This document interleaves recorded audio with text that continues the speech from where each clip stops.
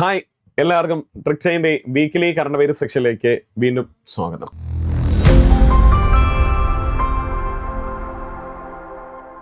അപ്പോൾ നമുക്ക് ഈ ആഴ്ചയിലെ പ്രധാന ആനുകാലിക വിഷയങ്ങൾ ഏതൊക്കെയാണെന്ന് ചർച്ച ചെയ്യാം. നമ്മുടെ ആദ്യ ചോദ്യം ഒരു അധ്യക്ഷനുമായി ബന്ധപ്പെട്ടൊരു ചോദ്യമാണ്.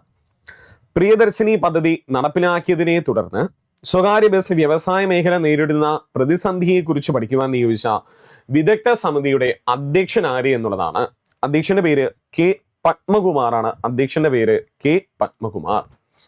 നമുക്കറിയാം, നിലവിലെ സർക്കാർ ഒരു പദ്ധതി പ്രഖ്യാപിച്ചായിരുന്നു, സ്ത്രീകൾക്ക് KSRTC ബസ്സിൽ സൗജന്യ യാത്രാ പദ്ധതി. ആ പദ്ധതിയുടെ പേരാണ് പ്രിയദർശിനി എന്ന് പറയുന്ന പദ്ധതി, അല്ലെ? സ്ത്രീകൾക്ക് KSRTC ബസ്സിൽ സൗജന്യ യാത്രാ പദ്ധതിയാണ് പ്രിയദർശിനി എന്ന് പറഞ്ഞൊരു പദ്ധതി. ആ പദ്ധതി നടപ്പിലാക്കിയത് കൊണ്ട് അല്ലെ നമുക്ക് സ്വകാര്യ മേഖലയിലെ പ്രൈവറ്റ് ബസ്സുകൾക്കെല്ലാം വലിയൊരു എന്താ പറയുന്ന ഒരു ചെറിയ സാമ്പത്തിക കാര്യങ്ങൾ അല്ലെ ബസ് ഓട്ടങ്ങളൊക്കെ എന്ത് ചെയ്യുന്നു, മെല്ലെ നിലച്ചുപോയി എന്ന് വേണമെങ്കിൽ നമുക്ക് പറയാം. അപ്പൊ അതിനെക്കുറിച്ച് പഠിക്കുവാനായിട്ട് ഒരു സമിതി നിയോഗിച്ചു. ആ സമിതിയുടെ അധ്യക്ഷൻ ആരെന്ന് ചോദിച്ചാൽ ആരാണ്? കെ പത്മകുമാറാണ്. കെ പത്മകുമാറാണ്. രണ്ടാമത്തെ ചോദ്യം, ഡിജിറ്റൽ സാമ്പത്തിക തട്ടിപ്പുകളെ കുറിച്ച് പൊതുജനങ്ങളിൽ അവബോധം വളർത്തുന്നതിനായി trap in digital money transfer എന്ന ബോധവൽക്കരണ ക്യാമ്പയിൻ ആരംഭിച്ച സംസ്ഥാനം ചോദിച്ചു കഴിഞ്ഞാൽ അത് കേരളമാണ്, അല്ലെ? നമുക്കറിയാം, ഡിജിറ്റൽ സാമ്പത്തിക തട്ടിപ്പുകളുമായി ബന്ധപ്പെട്ടാലേ നമുക്കിപ്പോൾ ഒരു കോള് വിളിക്കുമ്പോൾ തന്നെ നമുക്ക് എന്ത് ചെയ്യുന്നുണ്ട്, അതിൽ കേന്ദ്ര സർക്കാരിന്റെ 1930 എന്ന് പറയുന്ന ഒരു ഹെൽപ്പ് ലൈൻ നമ്പറിൽ നമ്മളോട് ബന്ധപ്പെടുകയാണ്, അല്ലെ? ജഡ്ജിയിൽ നിന്നോ അല്ലെ കസ്റ്റംസിൽ നിന്നോ പോലീസിൽ നിന്നോ ഉള്ള കോളുകൾ വരികയാണെങ്കിൽ ദയവായി നിങ്ങളത് സൂക്ഷിക്കുക എന്ന് പറഞ്ഞൊക്കെ വരുന്നുണ്ട്. അപ്പോൾ ഡിജിറ്റൽ സാമ്പത്തിക തട്ടിപ്പുകളെ കുറിച്ച് പൊതുജനങ്ങളിൽ അവബോധം വളർത്തുന്നതിനായി trap in digital money transfer എന്ന ബോധവൽക്കരണ ക്യാമ്പയിൻ ആരംഭിച്ച സംസ്ഥാനം ഏത് എന്ന് ചോദിക്കുകയാണെങ്കിൽ ഏത് സംസ്ഥാനമാണ്? കേരളമാണ്. അത് എന്ത് ചെയ്യുമെന്ന് നോട്ട് ചെയ്ത് വെച്ചുകൊടുക്കാം. വീണ്ടും, സർക്കാർ ഉദ്യോഗസ്ഥരുടെ അഴിമതി കേസുകളിൽ സർക്കാരിന്റെ മുൻകൂർ അനുവാദമില്ലാതെ നടപടിയെടുക്കുവാൻ അന്വേഷണ ഏജൻസികൾക്ക് അധികാരം നൽകിക്കൊണ്ട് വിജിലൻസ് മാനുവൽ പരിഷ്കരിച്ച സംസ്ഥാനം ഏത് എന്നുള്ളതാണ്. അപ്പോൾ സർക്കാർ ഉദ്യോഗസ്ഥരുടെ അഴിമതി കേസുകളിൽ ഇനി സർക്കാരിന്റെ മുൻകൂർ അനുവാദമില്ലാതെ തന്നെ ആ അഴിമതി ചെയ്യുന്ന ഉദ്യോഗസ്ഥനെതിരെ നടപടിയെടുക്കുവാൻ അന്വേഷണ ഏജൻസികൾക്ക് വിജിലൻസിന്റെ മാനുവൽ പരിഷ്കരണം നടത്തിക്കൊണ്ട് ഒരു ഉത്തരവ് വന്ന സംസ്ഥാനം ഏതെന്ന് ചോദിച്ചാൽ ഏതാണ്? അത് കേരളമാണ്. കേരളത്തിൽ ആരാണ് നിലവിൽ വിജിലൻസ് കൈകാര്യം ചെയ്യുന്നത് ചോദിച്ചാൽ ആരാ? രമേശ് ചെന്നിത്തല, അല്ലെ? രമേശ് ചെന്നിത്തലയാണ് വിജിലൻസ് കേരളത്തിൽ കൈകാര്യം ചെയ്യുന്ന മന്ത്രി. ആരെന്ന് ചോദിച്ചാൽ ആരാണ്? രമേശ് ചെന്നിത്തലയാണ്. ആഭ്യന്തര വിജിലൻസ്, ഫയർഫോഴ്സ്, അല്ലെ? ഇതൊക്കെ ആര് കൈകാര്യം ചെയ്യുന്നു? രമേശ് ചെന്നിത്തലയാണ് കൈകാര്യം ചെയ്യുന്ന. അതും കൂടി എന്ത് ചെയ്യുന്ന നോട്ട് ചെയ്തോളണേ. അടുത്തൊരു ചോദ്യം, 2026 ജൂലൈയിൽ ഒരു പഴക്കമുള്ള ഗോപുരം തകർന്നു വീണ കേരളത്തിലെ റെയിൽവേ സ്റ്റേഷൻ ഏത് എന്നുള്ളതാണ്, അല്ലെ? 2026 ജൂലൈയിൽ കേരളത്തിൽ ഒരു പഴക്കമുള്ള ഒരു ഗോപുരം തകർന്നു വീണ കേരളത്തിലെ റെയിൽവേ സ്റ്റേഷൻ ഏതെന്ന് ചോദിച്ചാൽ അത് കോഴിക്കോട് റെയിൽവേ സ്റ്റേഷനാണ്. കോഴിക്കോട് റെയിൽവേ സ്റ്റേഷനാണ്. 1900 നമ്മൾ ഈ ഗോപുരം കാണുന്നുണ്ടല്ലോ, 1888 അല്ലെ റെയിൽവേ സ്റ്റേഷനുമായി ബന്ധപ്പെട്ട് നിർമ്മിച്ച ഒരു പ്രധാനപ്പെട്ട ഒരു ഗോപുരം കൂടിയായിരുന്നു ആ ഗോപുരം, അല്ലെ? മഴയത്ത് എന്ത് ചെയ്യാണ്, തകർന്ന് വീണു എന്നുള്ളതായിരുന്നു, അല്ലെ? വാർത്തകളിലൊക്കെ ഇടം നേടിയ ഒരു സാധനം കൂടിയായിരുന്നു, അല്ലെ? നമുക്ക് കോഴിക്കോട് റെയിൽവേ സ്റ്റേഷനിൽ പോയിട്ടുള്ളവർക്ക് അറിയാം, 2ാമത്തെ പ്ലാറ്റ്ഫോമിന്റെ ഭാഗത്താണ് ഇങ്ങനെ ഒരു ഗോപുരം ഉണ്ടായിരിക്കുന്നു, അല്ലെ? സോ അതൊക്കെ എന്ത് ചെയ്തു, തകർന്നു വീണു. അപ്പോൾ 2026 ജൂലൈയിൽ പഴക്കമുള്ള ഗോപുരം തകർന്നു വീണ റെയിൽവേ സ്റ്റേഷൻ എന്ന് ചോദിച്ചാൽ ഏതാണ്? അത് കോഴിക്കോട് റെയിൽവേ സ്റ്റേഷനാണ്. അടുത്ത ചോദ്യം എന്താ നോക്കിക്കോ. ദക്ഷിണേന്ത്യയിലെ ഏറ്റവും വലിയ ഗോത്രവർഗ സ്വാതന്ത്ര്യ സമര സേനാനി മ്യൂസിയം നിർമ്മിക്കുന്ന കേരളത്തിലെ ജില്ല ഏതാണ്? ദക്ഷിണേന്ത്യയിലെ ഏറ്റവും വലിയ ഗോത്രവർഗ സ്വതന്ത്ര സമര സേനാനി മ്യൂസിയം നിർമ്മിക്കുന്ന കേരളത്തിലെ ജില്ല ഏത് എന്ന് ചോദിച്ചാൽ അത് വയനാടാണ്. വയനാട്ടിലെ സുഗന്ധഗിരിയിലാണ് വരുന്നു എന്നുള്ളതാണ്, അല്ലെ? നമുക്കറിയാം, ബ്രിട്ടീഷുകാർക്കെതിരെ ഇന്ത്യയിൽ നടന്ന ആദ്യ ഗോത്ര കലാപം കൂടിയാണ് എന്താണ്? കുറിച്യർ കലാപം, അല്ലെ? നമുക്കറിയാം, അപ്പൊ വയനാടുമായി റിലേറ്റ് ചെയ്ത നമ്മൾ കുറിച്യർ കലാപം ഒക്കെ പഠിച്ചിട്ടുണ്ട് എന്നുള്ളതാണ്. ആദ്യ ഗോത്ര കലാപം കൂടിയാണ് കുറിച്യർ കലാപം, അല്ലെ? ഈ ഗോത്രവർഗ സ്വതന്ത്ര സമര സേനാനി മ്യൂസിയം അപ്പം നമ്മൾ സ്വാഭാവികമായിട്ടും ഒന്ന് ചിന്തിച്ചിരുന്നാൽ മതി, എവിടെ വരുന്നു? വയനാട് വരുന്നു എന്നുള്ളതാണ്. ഏത് ജില്ലയിൽ വരുന്നു എന്നുള്ളതാണ്? വയനാടാണ്. പ്രത്യേകത, ദക്ഷിണേന്ത്യയിലെ തന്നെ ഏറ്റവും വലിയ മ്യൂസിയമാണ് എന്ത് ചെയ്യുന്നത്, വരാൻ പോകുന്നു എന്നുള്ളതാണ്. അടുത്തൊരു ചോദ്യം ഒരു ഓപ്പറേഷനാണ്. കേരളത്തിലെ ലോഡ്ജുകളിലെ മയക്കുമരുന്ന് ഉപയോഗം കണ്ടെത്തുന്നതിനായി കേരള എക്സൈസ് വകുപ്പ് നടത്തിയ മിന്നൽ പരിശോധന, അല്ലെ? നമുക്കറിയാം, ഇപ്പം നമ്മളെ കേരളത്തിലെ സംബന്ധിച്ച് ഒട്ടനവധി കേസുകളാണ്, അല്ലെ? മയക്കുമരുന്ന്, MDMA, കഞ്ചാവ്, അല്ലെ? സ്റ്റാമ്പ്, സ്റ്റിക്കർ, നൂല്, പിന്നെ ഇതൊക്കെയാണ് അല്ലെ, പലയിടങ്ങളിൽ നിന്നും പല യുവാക്കളിൽ നിന്നും പിടിക്കുകയാണ് അല്ലെ. അങ്ങനെ ഇതുമായി ബന്ധപ്പെട്ട് എക്സൈസിന്റെ വകുപ്പിൽ ഒരു മിന്നൽ പരിശോധന വന്നിരിക്കുന്നു ലോഡ്ജുകളിൽ. അതിന്റെ പേരാണ് ഓപ്പറേഷൻ ഹൈഡ് ഔട്ട് എന്നാണ്. ഓപ്പറേഷൻ ഹൈഡ് ഔട്ട് നടത്തിയിരിക്കുന്നത് എക്സൈസ് ആണ്. കേരളത്തിൽ നമുക്കറിയാം നിലവിൽ എക്സൈസ് വകുപ്പ് കൈകാര്യം ചെയ്യുന്ന വ്യക്തി എം ലിജു അല്ലെ. എക്സൈസും സഹകരണവും ആര് കൈകാര്യം ചെയ്യുന്നു? എം ലിജു ആണ്. അങ്ങനെ ഇവിടെ നമ്മൾ ഒരു ഓപ്പറേഷൻ പഠിച്ചിരിക്കുകയാണ്. ഓപ്പറേഷൻ ഹൈഡ് ഔട്ട് എന്ന് പറയുന്ന ഓപ്പറേഷനാണ്. എന്നാണ് പ്രത്യേകത? കേരളത്തിലെ ലോഡ്ജുകളിലെ മയക്കുമരുന്ന് ഉപയോഗം കണ്ടെത്തുന്നതിനായി കേരള എക്സൈസ് വകുപ്പ് നടത്തിയ മിന്നൽ പരിശോധനയാണ് ഓപ്പറേഷൻ ഹൈഡ് ഔട്ട്. നോക്കി വെച്ചോളേ. ഇതൊക്കെ നമുക്ക് എന്ത് ചെയ്യാം, ഇനി വരുന്ന എക്സാമിന് ചോദിക്കാവുന്ന ചോദ്യങ്ങളാണ്. കേരളത്തിലെ ഏറ്റവും വലിയ ഗ്രീൻ ഡാറ്റാ സെന്റർ സ്ഥാപിക്കുന്ന സ്ഥാപനം ഏത് എന്നുള്ളതാണ്. കേരളത്തിലെ തന്നെ ഏറ്റവും വലിയ ഗ്രീൻ ഡാറ്റാ സെന്റർ സ്ഥാപിക്കുന്ന സ്ഥാപനം ഏതെന്ന് ചോദിച്ചാൽ ഫെഡറൽ ബാങ്ക് ആണ് സ്ഥാപിക്കുന്നത്. ആരാണ്? ഫെഡറൽ ബാങ്ക് ആണ് സ്ഥാപിക്കുന്നു. ഇത് എവിടെ സ്ഥാപിക്കുന്നു എന്ന് ചോദിക്കുകയാണെങ്കിൽ സ്ഥാപിക്കുന്നത് കൊച്ചിയിലാണ് അല്ലെ. കൊച്ചിയിലാണ് സ്ഥാപനം വരുന്നത്. എവിടെയാണ്? കൊച്ചിയിലാണ്. അടുത്തൊരു പ്രധാനപ്പെട്ട ഒരു ചോദ്യം, നെഹ്റു ട്രോഫി നേടുന്നവർക്കുള്ള സമ്മാന തുക എത്രയായിട്ടാണ് വർദ്ധിപ്പിച്ചു എന്നുള്ളതാണ് അല്ലെ.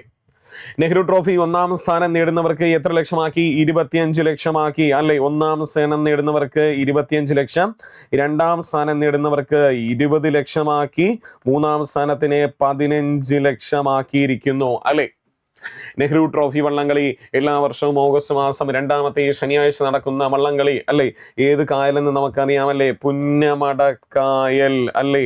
പുന്നമടക്കായലാണ് നെഹ്റു ട്രോഫി വള്ളംകളി നടക്കുന്നു എന്നൊക്കെ നമുക്കറിയാം. ഈ നെഹ്റു ട്രോഫി വള്ളംകളിയുമായി ബന്ധപ്പെട്ട് നമ്മൾ ഇന്നൊരു മറ്റൊരു പ്രധാനപ്പെട്ട ഒരു കാര്യം പഠിക്കുന്നു. 2026 72ാമത് നെഹ്റു ട്രോഫി വള്ളംകളിയുടെ ഭാഗ്യചിഹ്നം എന്ത് എന്നുള്ളതാണ്.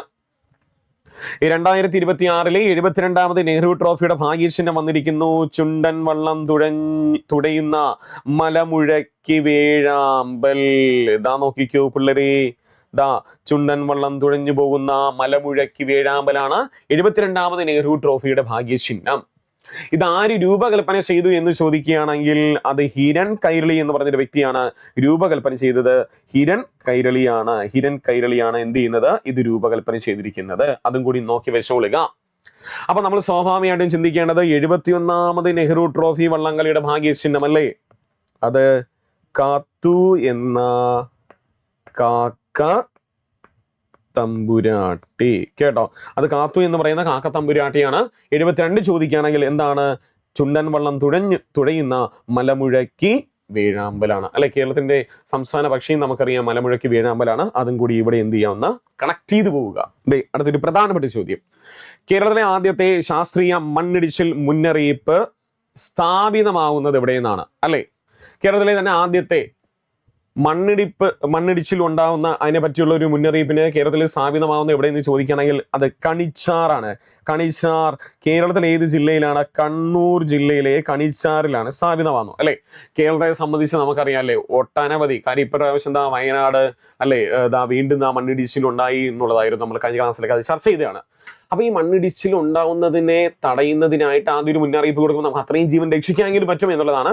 സോ അങ്ങനെ വളരെ നല്ലൊരു കാര്യമാണ്. കേരളത്തിലെ ആദ്യത്തെ ശാസ്ത്രീയ മണ്ണിടിച്ചിൽ മുന്നറിയിപ്പ് കേന്ദ്രം സ്ഥാപിതമാവുന്ന എവിടെയെന്ന് ചോദിച്ചാൽ കണിച്ചാർ. കണിച്ചാർ ഏത് ജില്ലയിലെന്ന് ചോദിച്ചാൽ കണിച്ചാർ കണ്ണൂർ ജില്ലയിലാണ്. അടുത്തൊരു ചോദ്യം, നമ്മുടെ തിരുവനന്തപുരത്തെ ബഹിരാകാശ സ്റ്റാർട്ടപ്പ് കമ്പനിയായിരിക്കുന്ന HES X-20 നിർമ്മിച്ച 2ാമത്തെ ഉപഗ്രഹം ഏത് എന്നുള്ളതാണ് അല്ലെ. നമ്മളിതാ നോക്കിയോ, ഈ തായ്വാനുമായി സഹകരിച്ച് നമ്മുടെ തിരുവനന്തപുരത്തെ ഒരു സ്വകാര്യ ബഹിരാകാശ സ്റ്റാർട്ടപ്പ് കമ്പനിയായ X-20 നിർമ്മിച്ച 2ാമത്തെ ഉപഗ്രഹം അറിയപ്പെടുന്ന പേര് കോയോ എന്നാണ്. കോയോ അല്ലെ, കൈനറ്റിക് ഒപ്റ്റിക്കൽ ഒബ്സർവ് എന്നുള്ളതാണ് കോയോ നിർമ്മിച്ചത്. അത് തിരുവനന്തപുരത്തെ ഒരു സ്റ്റാർട്ടപ്പ് കമ്പനിയായിരിക്കുന്ന X-20 എന്ന് പറയുന്ന കമ്പനിയാണ്. ഏത് രാജ്യവുമായി സഹകരിച്ചാണ്? തായ്വാൻ യൂണിവേഴ്സിറ്റിയിൽ അവരുമായിട്ട് സഹകരിച്ചാണ് എന്ത് ചെയ്യുന്നത്? ഈ പദ്ധതി നടപ്പിലാക്കിയിരിക്കുന്നുള്ളതാണ്. നമ്മളെ സംബന്ധിച്ച് വളരെ ഇമ്പോർട്ടൻ്റ് ആയിട്ടുള്ള ഒരു ചോദ്യം കൂടിയാണ്. അടുത്തൊരു ചോദ്യം, 2026 ജൂലൈയിൽ ബ്രിക്സ് വനിതാ മന്ത്രിതല യോഗത്തിന് വേദിയായത് എവിടെയെന്നാണ്? നല്ലൊരു ചോദ്യമാണ്. 2026 ജൂലൈയിൽ ബ്രിക്സ് വനിതാ മന്ത്രിതല യോഗത്തിന് വേദിയായത് കേരളത്തിലാണ് പിള്ളേരെ. അതൊന്ന് നോക്കി വെച്ചോളുക. ബ്രിക്സ് വനിതാ മന്ത്രിതല യോഗത്തിന് വേദിയായത് എവിടെയെന്ന് ചോദിച്ചാൽ അത് ഏത് സംസ്ഥാനത്തെന്ന് ചോദിച്ചാൽ അത് കേരളത്തിലാണ്. നമ്മുടെ കേരളത്തിലാണ് ബ്രിക്സ് വനിതാ മന്ത്രിതല യോഗത്തിന് വേദിയായിരിക്കുന്നത് എവിടെയെന്ന് ചോദിച്ചാൽ കേരളത്തിൽ എവിടെയെന്ന് ചോദിക്കുകയാണെങ്കിൽ അത് കൊച്ചിയിലാണ്. ഒന്ന് നോക്കി വെച്ചോളുക. കേരളത്തിൽ അത് എവിടെ വേദിയായി എന്ന് ചോദിച്ചാൽ എവിടെയാണ്? കൊച്ചിയിലാണ് വേദിയായിരിക്കുന്നത്. എവിടെയാണ്? കൊച്ചിയിലാണ് വേദിയായിരിക്കുന്നത്. അടുത്ത ചോദ്യം നോക്കൂ. BRICS 12th labour and employment ministers മീറ്റിംഗിന്റെ വേദി എവിടെയെന്നാണ്? നമ്മുടെ ബ്രിക്സിന്റെ 12ാമത് labour and employment ministers meeting വേദി ചോദിക്കുകയാണെങ്കിൽ അത് ഹൈദരാബാദാണ് മീറ്റിംഗ് ആയിരിക്കുന്നത്. എവിടെയാണ്? ഹൈദരാബാദാണ് മീറ്റിംഗ് ആയിരിക്കുന്നത്. എവിടെയെന്ന് ചോദിച്ചാൽ എവിടെയാണ്? ഹൈദരാബാദിലാണ് മീറ്റിംഗ് ആയിരിക്കുന്നത്. അപ്പൊ 2 പ്രധാനപ്പെട്ട മീറ്റിംഗ് ആണ് അല്ലെ. നേരത്തെ നമ്മൾ പഠിച്ച എവിടെയാണ്? അത് വനിതാ മന്ത്രിതല യോഗത്തിന് വേദിയായത് കേരളമാണ്. ഇത് നോക്കിക്കോ, BRICS labour and employment ministers മീറ്റിംഗിന് വേദിയായിരിക്കുന്നത് തെലങ്കാനയിലെ ഹൈദരാബാദിലാണ്. മീറ്റിംഗിന് വേദി എവിടെയാണ്? തെലങ്കാനയിലെ ഹൈദരാബാദാണ്. ബ്രിക്സ് കാരണം 2026 ബ്രിക്സ് ഉച്ചകോടി എവിടെ നടക്കുന്നു? അത് ഇന്ത്യയിൽ നടക്കുന്നു എന്നുള്ളതാണ്. അപ്പൊ സ്വാഭാവികമായിട്ട് അത് വരുന്ന മീറ്റിംഗ് കാര്യങ്ങളെല്ലാം ഇന്ത്യയിലെ പലയിടങ്ങളിൽ നടത്തുന്നു എന്നുള്ളതാണ്. അതുകൊണ്ട് എന്ത് ചെയ്യുക? ഇതൊന്ന് നോട്ട് ചെയ്ത് വെച്ചോളുക. അടുത്തൊരു ചോദ്യം. IVF in vitro fertilisation, IVF ക്ലിനിക്കുകൾ, ഒപ്പം അസിസ്റ്റഡ് റീപ്രൊഡക്റ്റീവ് ടെക്നോളജി കേന്ദ്രങ്ങൾ, ഗാമറ്റ് ബാങ്കുകൾ എന്നിവയുടെ പ്രവർത്തനങ്ങളെ നിയന്ത്രിക്കുന്ന നിയമങ്ങളും റെഗുലേറ്ററി ചട്ടക്കൂടും അവലോകനം ചെയ്യുന്നതിനായി ഉന്നതതല വിദഗ്ധ സമിതി രൂപീകരിച്ച സ്ഥാപനം ഏത് എന്ന് ചോദിക്കുകയാണെങ്കിൽ അത് ദേശീയ വനിതാ കമ്മീഷനാണ് അല്ലെ.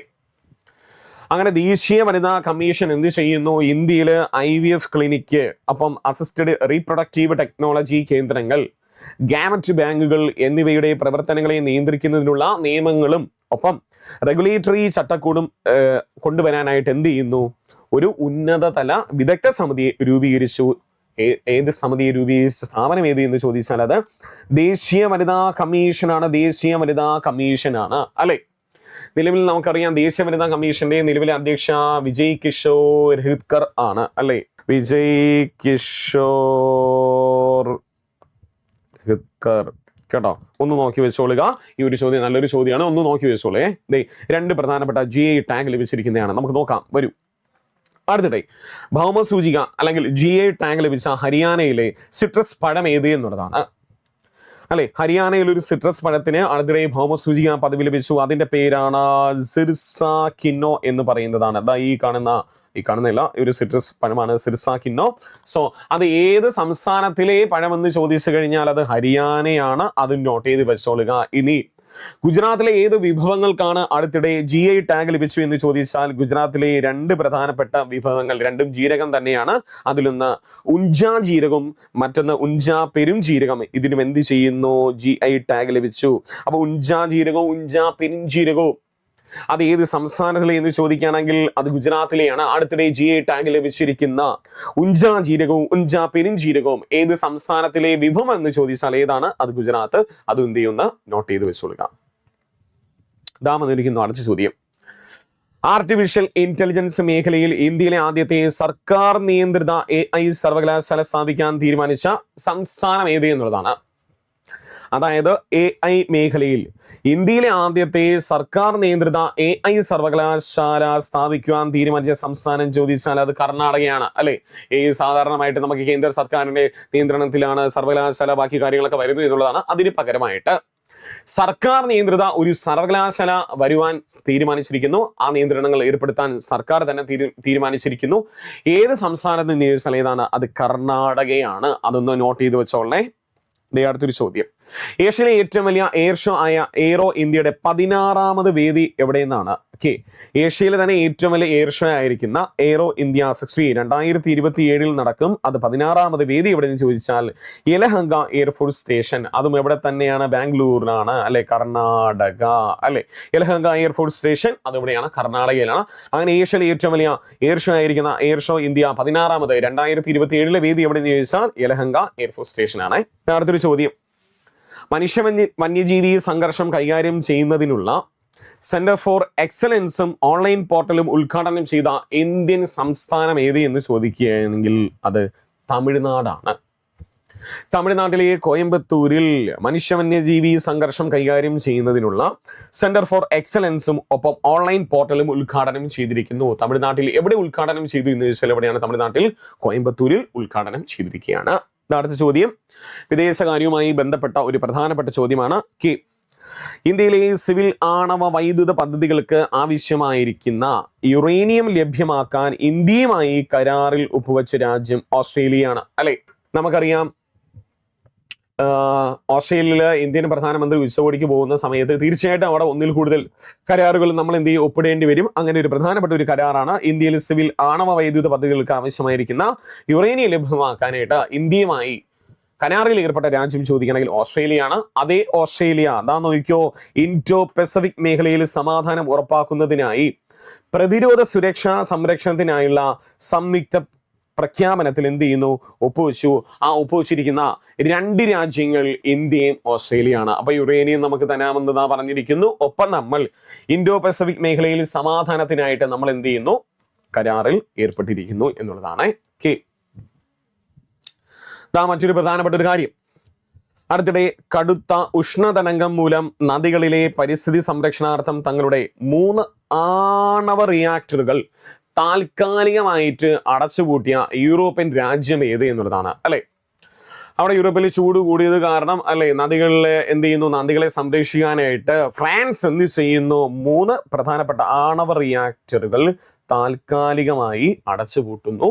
അങ്ങനെ അടുത്തിടെ ഉഷ്ണതരംഗത്തെ തുടർന്ന് തങ്ങളുടെ 3 ആണവ റിയാക്ടറുകൾ താൽക്കാലികമായിട്ട് അടച്ചുപൂട്ടിയിരിക്കുന്ന രാജ്യം ഏതെന്ന് ചോദിച്ചാൽ ഏതാണ്? അത് ഫ്രാൻസ് ആണ്. ഒന്ന് നോക്കി വെച്ചോളുക, ആ രാജ്യം ഫ്രാൻസ് ആണ്.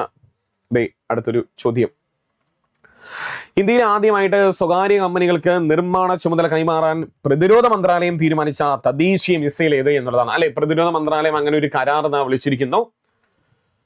അങ്ങനെ തദ്ദേശീയമായിട്ട് നമ്മളുടെ ഒരു മിസൈലിന് എന്ത് ചെയ്യുന്നു, സ്വകാര്യ കമ്പനികൾക്ക് നിർമ്മാണ ചുമതല വഹിക്കാമെന്ന് പറഞ്ഞിരിക്കുന്നു. അങ്ങനെ അത് ഏത് മിസൈൽ എന്ന് ചോദിക്കുകയാണെങ്കിൽ അത് അസ്ത്ര മാർക്ക് 2 ആണ്. അസ്ത്ര മാർക്ക് 2. അപ്പൊ ഇന്ത്യയിൽ ആദ്യമായിട്ട് സ്വകാര്യ കമ്പനികൾക്ക് നിർമ്മാണ ചുമതല കൈമാറാൻ പ്രതിരോധ മന്ത്രാലയം തീരുമാനിച്ച തദ്ദേശീയ മിസൈൽ എന്ന് ചോദിച്ചാൽ ഏതാണ്? അസ്ത്ര മാർക്ക് 2 ആണ്. നോക്കി വെച്ചോളുക. ഇതൊക്കെ നമ്മളോട് ചോദിക്കാവുന്ന വളരെ നല്ല ചോദ്യങ്ങളിൽ ഒന്നാണ്.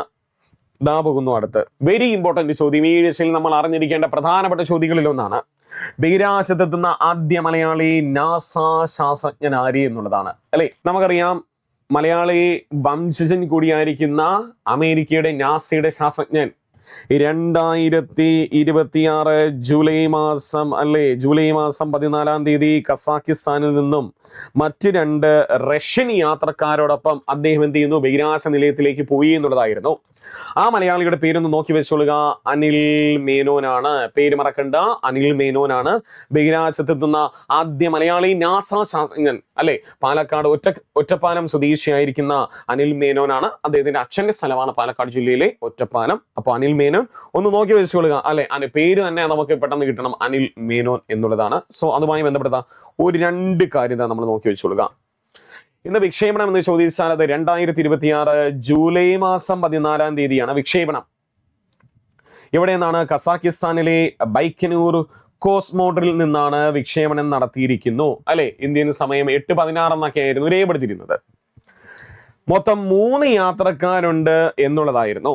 അതിൽ 2 പേർ റഷ്യൻ ബഹിരാകാശ യാത്രക്കാരും അനിൽ മേനോൻ നാസയ്ക്ക് വേണ്ടി അദ്ദേഹം പോയതുമാണ്. അല്ലെ, നോക്കിയോ, റഷ്യൻ ബഹിരാകാശ ഏജൻസി ആയിരിക്കുന്ന റോസ്കോസ്മോസോവിന്റെ സോയൂസ് MS-29 ഒന്ന് നോട്ട് ചെയ്ത് വെച്ചോളുക.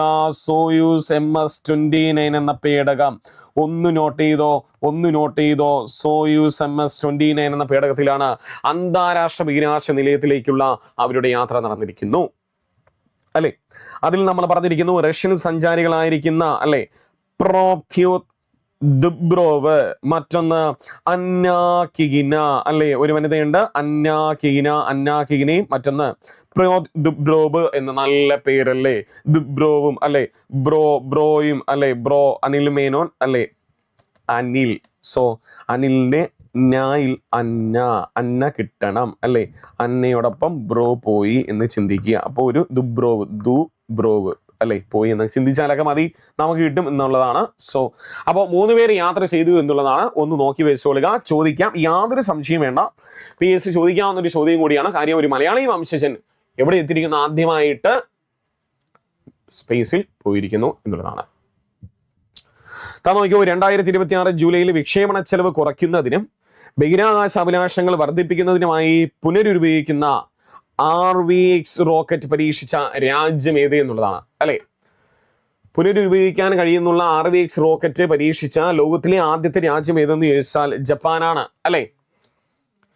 അങ്ങനെ സാധാരണ റോക്കറ്റ് എല്ലാം ഉപയോഗിച്ചതിന് ശേഷം അത് അല്ലെ കടലിൽ വന്ന് പതിക്കുകയാണ്. പക്ഷേ ജപ്പാൻ കാര്യം വളരെ ചെലവ് കുറഞ്ഞിരിക്കുന്ന ഒരു പരിപാടിയും കൂടി നടത്തിയിരിക്കുന്നു എന്നുള്ളതാണ്.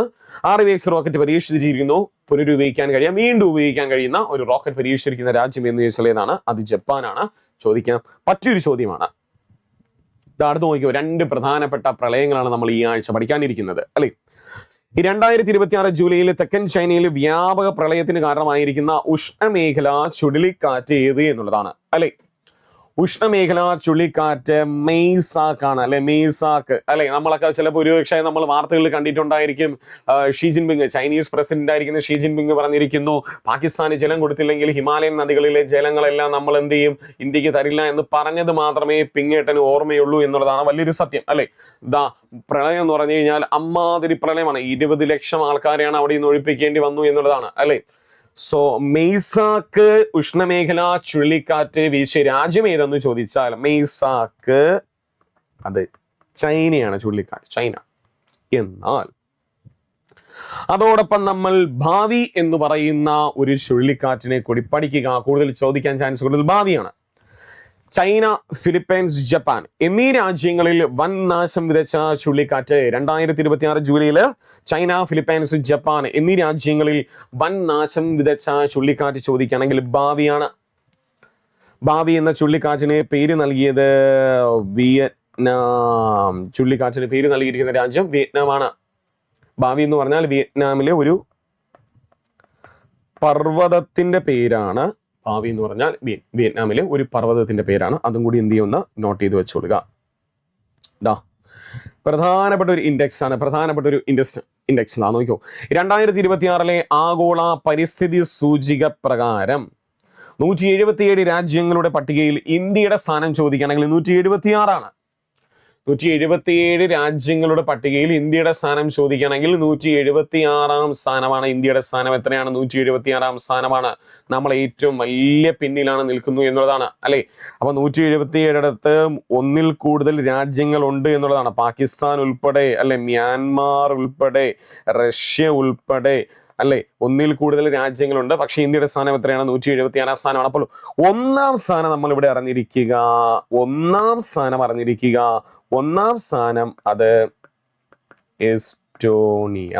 കേട്ടോ, ഒന്നാം സ്ഥാനം ഏത് രാജ്യം എന്ന് ചോദിച്ചാൽ ഏതാണ്? എസ്റ്റോണിയയാണ് ഒന്നാം സ്ഥാനം. ഇവിടെ 2026 ആഗോള പരിസ്ഥിതി സൂചിക എൻവയോൺമെന്റൽ പെർഫോമൻസ് ഇൻഡെക്സിൽ ഒന്നാം സ്ഥാനം ഏത് രാജ്യം എന്ന് ചോദിച്ചാൽ ഒന്നാം സ്ഥാനം ഏത് രാജ്യമാണ്? എസ്റ്റോണിയയാണ്. 2 പ്രധാനപ്പെട്ട ദിനങ്ങളാണ് നമ്മൾ ഇപ്രാവശ്യം നോക്കും. 2 പ്രധാനപ്പെട്ട ദിനങ്ങളാണ് അല്ലെ. ഒന്ന്, ജൂലൈ മാസം 11 നമ്മൾ എന്ത് ദിനമായിട്ട് ആചരിക്കുന്നു? ലോക ജനസംഖ്യാ ദിനമായിട്ട് നമ്മൾ ആചരിക്കുന്നു അല്ലെ. ജൂലൈ മാസം 11 ലോക ജനസംഖ്യാ ദിനമാണ്. 1987 ജൂലൈ മാസം 1987 ജൂലൈ മാസം 11 തീയതി അല്ലെ. ലോക ജനസംഖ്യ 500 കോടി കടന്നതാണ്. നമ്മൾ ജൂലൈ 11 എന്ത് ദിനമായിട്ട് ആചരിക്കുന്നു? ലോക ജനസംഖ്യാ ദിനമായിട്ട് ജൂലൈ 11 നമ്മൾ ആചരിക്കുന്നു. പക്ഷേ നിലവിലെ റിപ്പോർട്ട് പ്രകാരം നമുക്ക് ലോക ജനസംഖ്യ 8 ബില്യൺ അല്ലെ, 8 ബില്യൺ കഴിഞ്ഞിരിക്കുന്നു എന്നുള്ളതാണ്. 8 ബില്യൺ കഴിഞ്ഞിരിക്കുന്നു എന്നുള്ളതാണ്. അപ്പൊ എന്താണ് വേൾഡ് പോപ്പുലേഷൻ ഡേ, ലോക ജനസംഖ്യാ ദിനം എന്ന് ചോദിച്ചാൽ ജൂലൈ 11 സോ ഈ റിപ്പോർട്ട് പ്രകാരം നിലവിൽ ജനസംഖ്യ 8 ബില്യൺ കഴിഞ്ഞിരിക്കുന്നു എന്നുള്ളതാണ്. അതോടൊപ്പം നമ്മൾ ഈ ആഴ്ച നമ്മൾ നോക്കേണ്ട പ്രധാനപ്പെട്ട ഒരു കാര്യമാണ് വേൾഡ് യൂത്ത് സ്കിൽ ഡേ അല്ലെ. യുവജന നൈപുണ്യ ദിവസം എന്നാണ് വേൾഡ് യൂത്ത് സ്കിൽ ഡേ എന്ന് ചോദിച്ചാൽ ജൂലൈ 15 തീയതിയാണ് അല്ലെ. ജൂലൈ 15 നമ്മൾ വേൾഡ് യൂത്ത് സ്കിൽ ഡേ ആയിട്ട് ആചരിച്ചു തുടങ്ങുന്നത് 2014 മുതലാണ് നമ്മൾ July 15 world youth skill day ആയിട്ട് ആചരിക്കുന്നത്. നോക്കി വെച്ചോളാം. വേൾഡ് യൂത്ത് സ്കിൽ ഡേ ഒരു പ്രധാനപ്പെട്ട ഒരു വിയോഗമാണ് അല്ലെ. 2026 ജൂലൈ 11 അന്തരിച്ച പ്രശസ്ത ഇന്ത്യൻ ഗായികയായിരിക്കുന്ന അല്ലെ എസ് ജാനകി അന്തരിച്ചു. ജൂലൈ മാസം 11 തീയതിയാണ്. എസ് ജാനകി ആന്ധ്ര സ്വദേശിയും കൂടിയാണ്. എസ് ജാനകി അന്തരിച്ചിരിക്കുന്നു. 4 തവണ മികച്ച പിന്നണി ഗായികയ്ക്കുള്ള അല്ലെ ദേശീയ പുരസ്കാരം ലഭിച്ചൊരു വ്യക്തിയാണ് അല്ലെ 4 തവണ മികച്ച പിന്നണി ഗായികയുള്ള ദേശീയ പുരസ്കാരം ലഭിച്ച ഒരു വ്യക്തിയും കൂടിയാണ്. കൂടാതെ 2013 രാജ്യം എന്ത് ചെയ്യുന്നു? പത്മഭൂഷൺ അല്ലെ, ഭൂഷൺ നൽകി ആദരിച്ചൊരു വ്യക്തിയും കൂടിയാണ്. പക്ഷെ അവർ നിരസിച്ചു എന്നുള്ളതായിരുന്നു. എസ് ജാനകി എന്ത് ചെയ്യണം? അതൊക്കെ നിരസിച്ചു എന്നുള്ളതാണ്. അപ്പം തീർച്ചയായിട്ടും എസ് ജാനകിയെ കുറിച്ച് ചോദിക്കാം. ആദ്യമായിട്ട് മലയാളത്തിൽ ആലപിച്ചിരിക്കുന്നത് ഏത് സിനിമയിലെന്ന് ചോദിച്ചാൽ ഓപ്പോൾ എന്ന് പറയുന്ന സിനിമയ്ക്കാണ്. ഓപ്പോൾ എന്ന് പറയുന്ന സിനിമയ്ക്കാണ് ആലാപനം നൽകിയിരിക്കുന്നത് എസ് ജാനകി. അന്തരിച്ചത് 2026 ജൂലൈ മാസം 11 തീയതിയാണ്. നോട്ട് ചെയ്ത് വെച്ചോളുക, ജൂലൈ മാസം 11 തീയതി. അടുത്ത ചോദ്യം. അടുത്തിടെ മുൻ ഇന്ത്യൻ ക്രിക്കറ്റ് താരം സൗരവ് ഗാംഗുലിയെ ബ്രാൻഡ് അംബാസഡറായി നിയമിച്ച ഇൻഷുറൻസ് പ്ലാറ്റ്ഫോം ഏത് എന്നുള്ളതാണ്. അടുത്തിടെ നമുക്കറിയാം ഇന്ത്യൻ ക്രിക്കറ്റ് താരമായിരിക്കുന്ന നമ്മുടെ ഗാംഗുലിയെ അല്ലെ ബ്രാൻഡ് അംബാസഡറായി നിയമിച്ച ഇൻഷുറൻസ് പ്ലാറ്റ്ഫോം ഇൻഷുറൻസ് ദേഖോ എന്ന് പറയാണ്. ഇൻഷുറൻസ് ദേഖോ. ബ്രാൻഡ് അംബാസഡർ അവിടെ സൗരവ് ഗാംഗുലിയാണ് അല്ലെ. നമ്മൾ ദാദ എന്ന് വിളിക്കുന്ന സൗരവ് ഗാംഗുലി, ആ ദാദയുടെ ജീവിതം ആസ്പദമാക്കി മുൻ ഇന്ത്യൻ നായകൻ സൗരവ് ഗാംഗുലിയുടെ ജീവിതം പ്രമേയമായി നിർമ്മിക്കുന്ന ചലച്ചിത്രമാണ് ദാദ എന്ന് പറയുന്ന ചലച്ചിത്രം അല്ലെ. നമുക്ക് മറക്കാൻ പറ്റുമോ ദാദയെ അല്ലെ? സൗരവ് ഗാംഗുലിയായിട്ട് രാജ്കുമാർ റാവാണ് എന്ത് ചെയ്യുന്നത്? വേഷമിടുന്നത്. രാജ്കുമാർ റാവാണ് സൗരവ് ഗാംഗുലിയായിട്ട് വേഷമിടുന്നു. ചിത്രം എന്ന് ചോദിച്ചാൽ ഏതാണ്? ദാദ എന്നാണ് ചിത്രത്തിന്റെ പേരും. എന്ത് തന്നെയാണ്? ദാദ എന്നാണ്. മറ്റൊരു പ്രധാനപ്പെട്ട ഒരു ചിത്രം KD ജാദവിന്റെ ജീവിതം പ്രമേയമായി നിർമ്മിച്ച മറാത്തി ചിത്രം അല്ലെ. സ്വതന്ത്ര ഇന്ത്യയിൽ വ്യക്തിഗത ഒളിമ്പിക്സിൽ മെഡൽ നേടുന്ന ആദ്യ ഇന്ത്യക്കാരൻ കൂടിയാണ് KD ജാദവ്. ഇവന്റ് നമുക്കറിയാം, അദ്ദേഹം ഗുസ്തിക്കാരനാണ്. അദ്ദേഹത്തിന്റെ ജീവിതം പ്രമേയമായിട്ട് വരുന്ന ആദ്യ ചിത്രമാണ് കക്ഷബ എന്നാണ് ചിത്രത്തിന്റെ പേര്. കക്ഷബ എന്നാണ് ചിത്രത്തിന്റെ പേര്. ആരുടെ ജീവിതം പ്രമേയമായിട്ട് വരുന്നു എന്ന് ചോദിക്കുകയാണെങ്കിൽ KD ജാദവാണ്. സൗരവ് ഗാംഗുലിയുടെ ജീവിതമായിട്ട് വരുന്നത് ഏതാണ് ചിത്രം? ദാദ എന്ന് പറയുന്ന ചിത്രമാണ്. രണ്ടും മാറിപ്പോകരുത്. കായികവുമായി ബന്ധപ്പെട്ട് അറിഞ്ഞിരിക്കേണ്ട മറ്റൊരു പ്രധാനപ്പെട്ട ഒരു കാര്യം, 2026 വിംബിൾട്ടൺ വിജയി ആര് എന്ന് ചോദിക്കുകയാണെങ്കിൽ പുരുഷ സിംഗിൾസിൽ യാനിക് സിന്നർ ആണ് അല്ലെ. ഇറ്റലിക്കാരനായിരിക്കുന്ന യാനിക് സിന്നർ 2026 വിംബിൾട്ടൺ ടെന്നീസ് പുരുഷ സിംഗിൾസ് നേടിയത് യാനിക് സിന്നർ. എന്നാൽ വനിതാ കിരീടം അത് ലിൻഡ നെസ്കോവയാണ്. ലിൻഡ നെസ്കോവ. വിംബിൾട്ടൺ വനിതാ സിംഗിൾസ് ആര് നേടി എന്ന് ചോദിച്ചാൽ ലിൻഡ നെസ്കോവ അല്ലെ. രാജ്യമേതാ? ചെക്ക്